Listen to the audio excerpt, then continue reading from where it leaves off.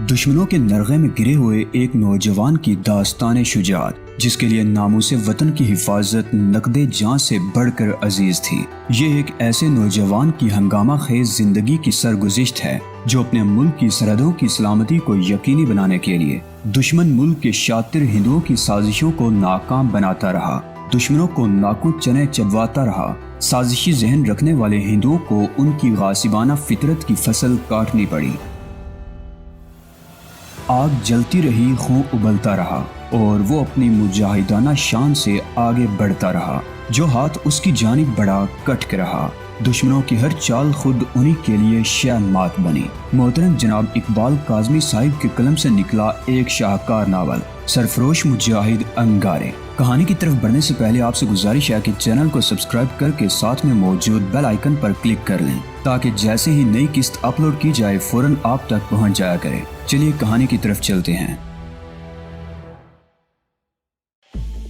اس بستی میں رہتے ہوئے میں نے اپنا اصل نام نہیں بتایا تھا، لیکن بستی والوں سے جو باتیں معلوم ہوئی تھی ان سے پتہ چلا تھا کہ انگوری ماری گئی تھی اور شمروز زخمی ہو کر فرار ہو گیا تھا۔ اب اس میں کوئی شبہ نہیں تھا کہ وہ ہندو تھی اور اس نے یہ بھی جان لیا تھا کہ میں مسلمان ہوں، لیکن اس کے باوجود اسے مجھ سے ہمدردی ہو رہی تھی اور میری تکلیف اس سے دیکھی نہیں جا رہی تھی۔ اس نے کسی وید کو اس لیے نہیں بلایا تھا کہ وہ مجھے فوجیوں کے حوالے کر دے گا۔ سسپینس اور ایکشن سے بھرپور اس کہانی کی آج کی قسط میں خوش آمدید۔ پوری وادی میں کوئی جگہ بھارتی بیڑیا صرف فوجیوں کی سرگرمیوں سے محفوظ نہیں تھی۔ فوجی دستے اس بستی پر بھی چڑھائی کرتے رہتے تھے، لیکن پچھلے 2 دن سے فوج کی کسی پارٹی نے اس طرف کا رخ نہیں کیا تھا۔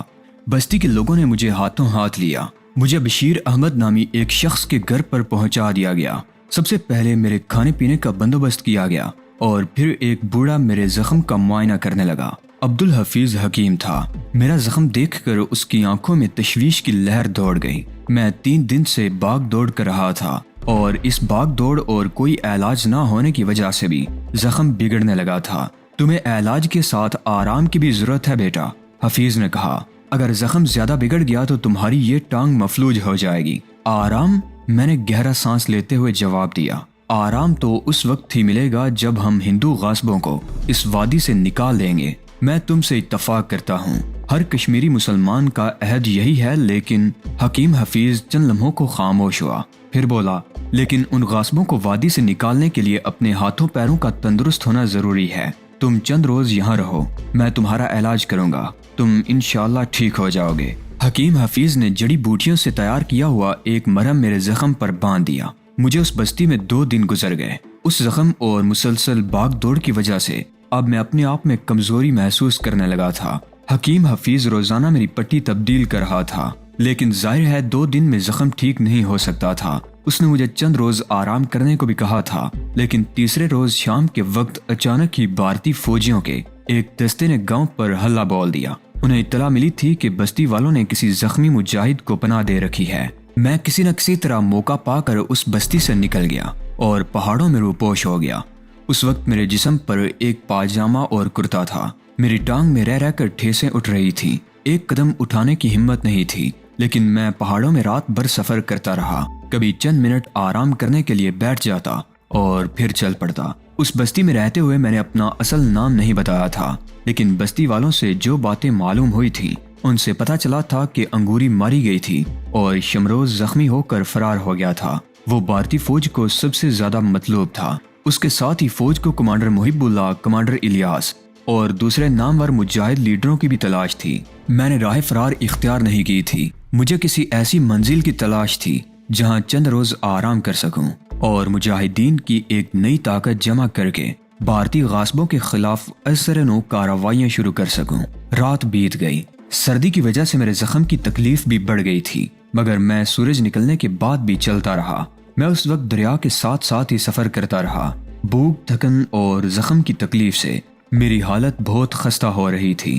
میرے قدم ڈگمگا رہے تھے، آنکھوں کے سامنے بار بار اندھیرا پھیل رہا تھا اور بالآخر میری ہمت جواب دے گئی۔ میں لڑکھڑا کر گرا۔ میری آنکھوں کے سامنے اندھیرا پھیلتا چلا گیا اور اس کے بعد مجھے کوئی ہوش نہ رہا۔ مجھے ہوش آیا تو میں نے اپنے آپ کو ایک غار کے پتھریلے فرش پر پڑے ہوئے پایا۔ میرے اوپر کوئی جھکا ہوا تھا۔ میری آنکھوں کے سامنے دھند پھیلی ہوئی تھی۔ وہ چہرہ مجھے نظر نہیں آ رہا تھا، لیکن اسی لمحہ ایک کھنکتی ہوئی مترنم سی آواز میری سماعت سے ٹکرائی۔ شکر ہے تم ہوش میں آئے۔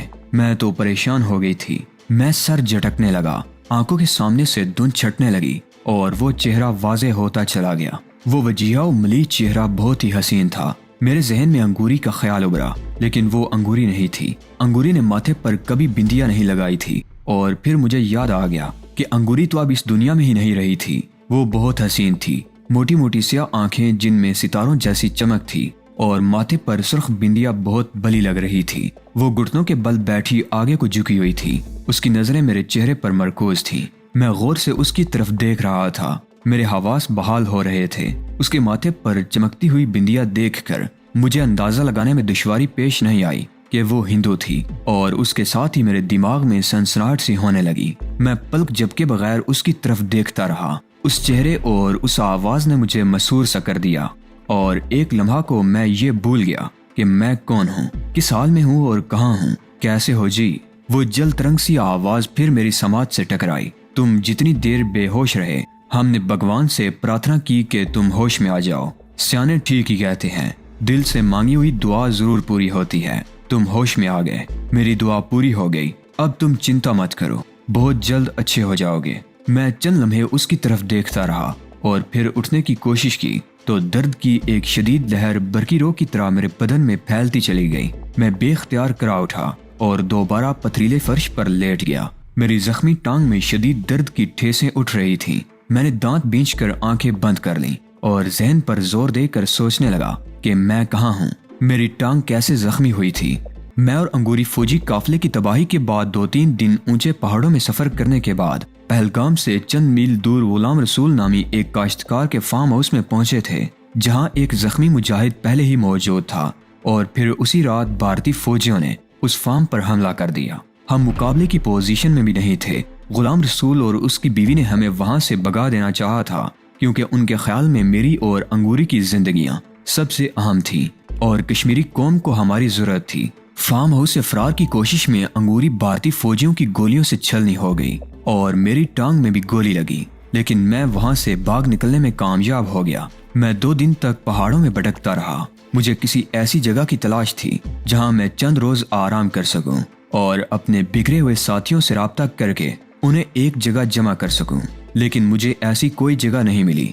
ہر شہر، ہر گاؤں اور ہر بستی میں بھارتی فوجی موجود تھے۔ مجھے جنگلوں اور پہاڑوں میں بھی تلاش کیا جا رہا تھا۔ میری ٹانگ کا زخم پھیلتا جا رہا تھا۔ مجھے ڈر تھا کہ اگر طبی امداد نہ ملی تو زہر پھیل جائے گا اور ٹانگ مفلوج ہو جائے گی۔ میں کسی محفوظ جگہ کی تلاش میں پہاڑوں میں بھٹکتا رہا اور بالآخر میری ہمت جواب دے گئی اور میں گر کے بے ہوش ہو گیا۔ اب جو ہوش آیا تو نہ صرف اپنے آپ کو ایک غار میں پڑے ہوئے پایا، بلکہ ایک حسینہ بھی میرے اوپر جھکی ہوئی تھی۔ میں اٹھنے کی کوشش کرتے ہوئے کرا اٹھا تو اس نے جلدی سے آگے بڑھ کر مجھے سہارا دے کر بٹھا دیا۔ میں نے اپنے آپ کو گھسیٹ کر دیوار سے ٹیک لگا لی۔ میری دونوں ٹانگیں آگے کو پھیلی ہوئی تھیں۔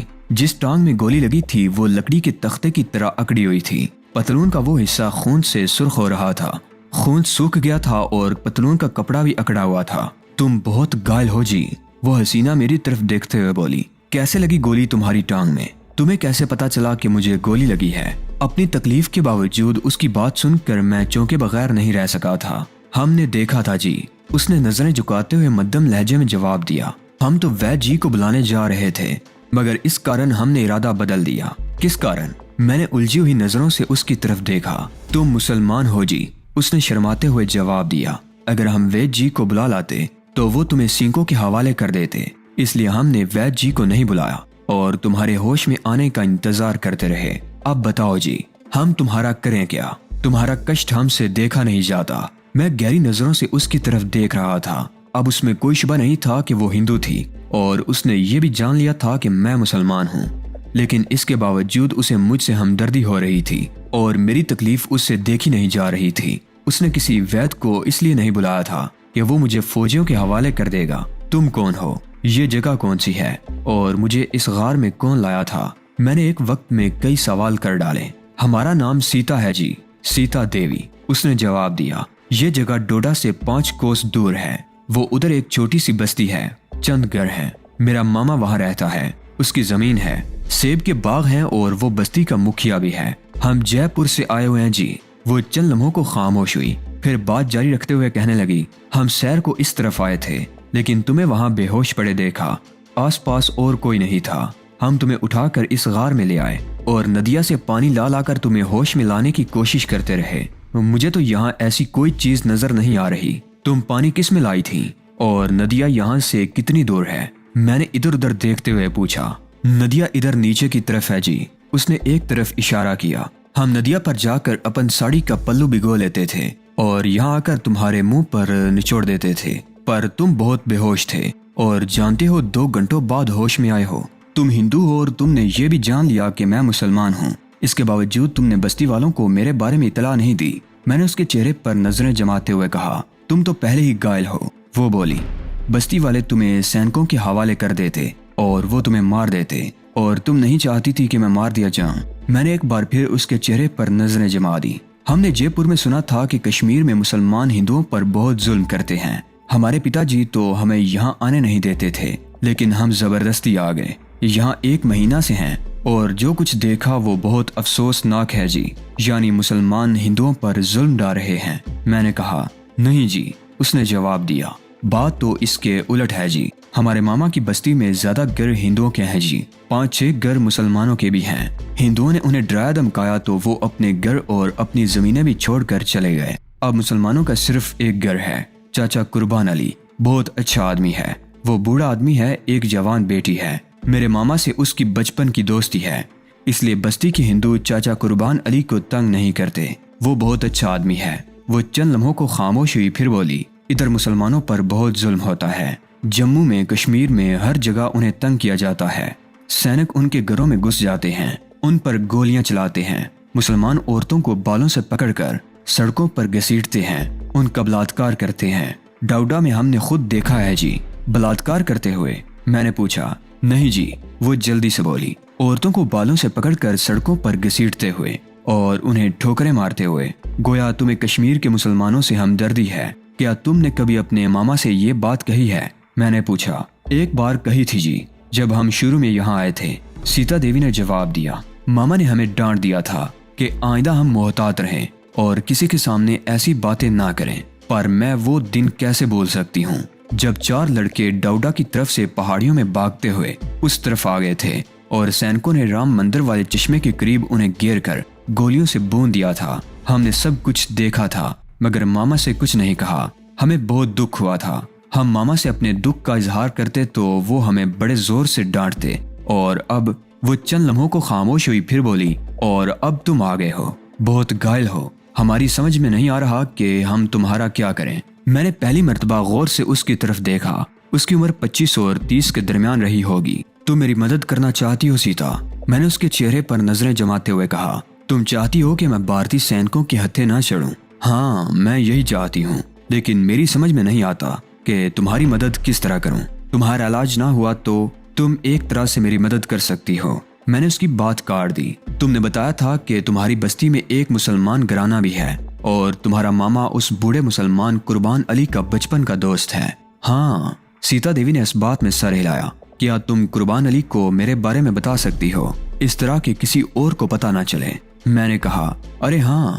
سیتا دیوی بولی، چاچا قربان علی کو تو ہم بھول ہی گئے تھے، وہ بھی حکمت جانتا ہے، ہم ابھی جا کر اس کو بتاتے ہیں۔ وہ ایک دم جانے کو تیار ہو گئی۔ ابھی رک جاؤ، میں نے کہا، مجھے بڑی شدت سے پیاس لگ رہی ہے، کسی طرح مجھے ایک گھونٹ پانی پلا دو۔ پانی؟ ہم ابھی لاتے ہیں۔ وہ یہ کہتے ہوئے اٹھ کر غار سے باہر چلی گئی۔ میں ایک ہاتھ سے اپنی زخمی ٹانگ کو دبانے لگا جس میں شدید ٹھیسیں اٹھ رہی تھیں۔ میں بڑی مشکل سے تکلیف ضبط کیے ہوئے تھا۔ سیتا دیوی کے جانے کے بعد میں ادھر ادھر دیکھنے لگا۔ یہ غار زیادہ بڑا نہیں تھا، 15-20 آدمی اس میں آسانی سے سما سکتے تھے۔ ایک طرف سے اس کی چھت اس قدر نیچی تھی کہ جھک کر چلنا پڑتا تھا اور دوسری طرف 20-22 فٹ تک اوپر چلی گئی تھی۔ ایک طرف جہاں چھت نیچے تھی، دیوار کے ساتھ 3 پتھر چولہے کی طرح رکھے ہوئے تھے جس میں جلے ہوئے کوئلے اور 1-2 جلی لکڑیاں بھی پڑی تھیں۔ وہ دیوار دھوئیں سے کالی ہو رہی تھی۔ اس کا مطلب تھا کہ یہ غار باقاعدہ رہائش کے لیے بھی استعمال ہوتا رہا ہے۔ ہو سکتا ہے کبھی مجاہدین نے یہاں ٹھکانہ بنا رکھا ہو۔ میں ابھی اس غار کا جائزہ لے ہی رہا تھا کہ سیتا دیوی غار میں داخل ہوئی۔ اس نے ساڑی کا پلو سمیٹ کر دونوں ہاتھوں میں اٹھا رکھا تھا اور ہاتھ سے پانی کی بوندیں ٹپک رہی تھیں۔ وہ تیز تیز قدم اٹھاتی ہوئی میرے قریب آ کر گھٹنوں کے بل جھک کر بیٹھ گئی اور ساڑی کا بھیگا ہوا پلو میرے منہ کے قریب لے آئی۔ ساڑی کا پلو پانی سے تر تھا، بوندیں ٹپک رہی تھیں۔ میں نے منہ کھول دیا۔ وہ بھیگا ہوا کپڑا نچوڑنے لگی، پانی کے قطرے حلق سے ٹپکنے لگے۔ پھر میں نے اس کی ساڑی کا پلو ہاتھ میں لے لیا اور اسے منہ میں ڈال کر چوسنے لگا۔ میری پیاس پوری طرح تو نہیں بجھی لیکن حلق تر ہو گیا تھا اور وہ بے چینی ختم ہو گئی تھی جو میں کچھ دیر پہلے محسوس کر رہا تھا۔ اب ہم جائیں؟ اس نے عجیب سی نظروں سے میری طرف دیکھا۔ ہم چاچا قربان علی کو تمہارے بارے میں بتا کر ان سے کوئی دوا لے لیں گے۔ ہاں جاؤ، لیکن میں تمہیں اپنے زخم کے بارے میں اچھی طرح سے بتا دوں۔ میں نے کہا۔ گولی گوشت کو چیرتی ہوئی نکل گئی تھی۔ اگر گولی اندر رہ جاتی تو شاید میں زندہ نہ بچ سکتا۔ علاج نہ ہونے اور 2-3 دن تک مسلسل چلتے رہنے سے زخم بگڑ گیا ہے اور ہم نے تمہارا زخم دیکھا تھا۔ وہ میری بات کاٹتے ہوئے بولی۔ ہم چاچا قربان علی کو اچھی طرح سمجھا دیں گے اور تم ادھر ہی رہنا جی، باہر مت نکلنا۔ بستی کا کوئی مورخ گھومتا ہوا ادھر نکل آیا اور اس نے تمہیں دیکھ لیا تو ہماری ساری محنت رائیگاں جائے گی۔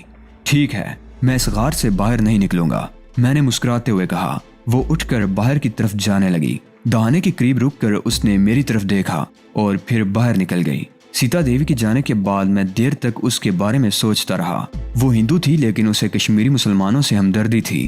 اسے بتایا گیا تھا کہ جموں اور کشمیر میں ہندوؤں پر مظالم ڈھائے جا رہے ہیں، لیکن یہاں آ کر اسے معاملہ اس کے برعکس نظر آیا۔ مسلمان ہندوؤں پر نہیں، ہندو مسلمانوں پر مظالم ڈھا رہے تھے، انہیں ان کے گھروں سے بے دخل کر رہے تھے۔ یہ بڑی اچھی بات تھی کہ سیتا نے حقیقت کا اعتراف کر لیا تھا۔ سارے ہی ہندو کٹر اور ظالم نہیں تھے، ایسے بھی تھے جو حقیقت کا ادراک رکھتے تھے، لیکن ان کی تعداد آٹے میں نمک کے برابر تھی اور ان کی آواز کوئی اثر نہیں رکھتی تھی۔ میں نے سیدھا ہو کر بیٹھنے کی کوشش کی تو پہلی مرتبہ احساس ہوا کہ میری پتلون کی بیلٹ اور اوپر کا ہک کھلا ہوا تھا۔ سیتا دیوی نے میری پینٹ نیچے کھینچ کر ٹانگ کے زخم کا جائزہ لیا تھا، پھر پینٹ تو اوپر کھینچ دی تھی مگر ہک اور بیلٹ نہیں لگا سکی تھی۔ میں نے پینٹ کو مزید اوپر کھینچ کر ہک اور بیلٹ لگایا اور ایک بار پھر ادھر ادھر دیکھنے لگا۔ غار کے باہر دھوپ چمک رہی تھی اور ہوا بھی تیز چل رہی تھی۔ غار سے بہت دور نظر آنے والے درخت جھوم رہے تھے۔ دفتن پتھروں کے لڑکنے کی آواز سن کر میں چونک گیا۔ سیتا دیوی کو گئے ہوئے بمشکل 10 منٹ ہوئے تھے۔ وہ اتنی جلدی واپس نہیں آ سکتی تھی۔ ہو سکتا ہے یہ کوئی جانور ہو، وہ کوئی بھی ہوا غار میں آ گیا تو میرے لیے بڑی مشکل پیدا ہو سکتی تھی۔ میں تو اپنا دفاع کرنے کی پوزیشن میں بھی نہیں تھا۔ دوستو، آج کی قسط آپ کو کیسی لگی؟ کامنٹ باکس میں اپنی قیمتی رائے کا اظہار لازمی کریں۔ ویڈیو کو لائک کر کے اپنے دوستوں عزیزوں سے لازمی شیئر کریں۔ چینل کو لازمی سبسکرائب کریں۔ اگلی ویڈیو تک اجازت دیجیے، تب تک اپنا اور اپنے اس چینل اعلان حقیقت کا خیال رکھیے گا۔ اللہ نگہبان۔